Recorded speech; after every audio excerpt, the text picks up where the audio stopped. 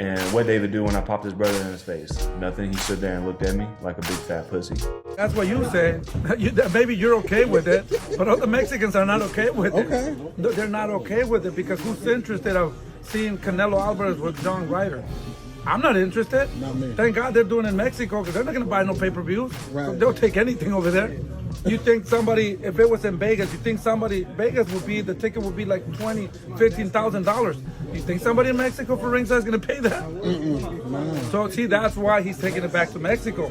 Because you see, now I seen an article, the new sheriff in town is the Mexican Monster in Las Vegas. Right. Sold out almost all the tickets and the booths and all that. He did not do that with Caleb Plant. He did not do that with the other fighters that he fought, you know. So that's what I'm saying, you know. So that's why he decided to go to Mexico. You know, Jose Benavidez Sr. continues to put his foot in his mouth. You know, he says, first of all, he bangs on the Mexican crowd, the crowd he's trying to get over Canelo, and that's the reason why he wants to fight. He wants the Mexican crowd to support him, but yet he bangs on them, talking about they'll take any fight down there. Now, when he says the Caleb Plant Canelo fight did not sell out, it sold out in the MGM Grand, 16,586 to be exact. And when you look at the Triple G trilogy, was it disappointing to a lot of folks? But it sold 19,519 tickets. So when he says Canelo does not sell, he sounds very delusional. David Benavidez is not going to outsell Canelo in fights. That's not going to happen. I mean, if you don't like Canelo, that's cool. But everybody in boxing knows David Benavidez is not a cash cow like that. A matter of fact, this is the most marquee opponent David Benavidez has been in with. The most credible opponent he has been in with. What's that saying? People that live in glass houses should not throw stone. And Benavidez Sr. and David Benavidez lives in a glass house. I hear the same thing over and over again to Canelo haters. Who wants to see him fight John Ryder? John Ryder's nobody. John Ryder's this. John Ryder's that.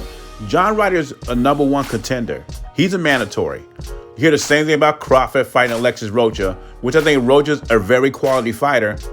Not a household name, but you don't have to have a household name to be a good fighter. But it's Crawford's mandatory. If he doesn't fight him, he will get stripped. And you talk about Mexico's the only one that will take John Ryder. But yet, Phoenix, Arizona is the only one that would take David Benavidez against David Lemieux, because everybody knew at that point of Lemieux's career, who is a blown up middleweight, was a super tomato can. One of those big tomato cans you see at the grocery store. So call it what you want. Ryder is a tune-up, a cherry pick.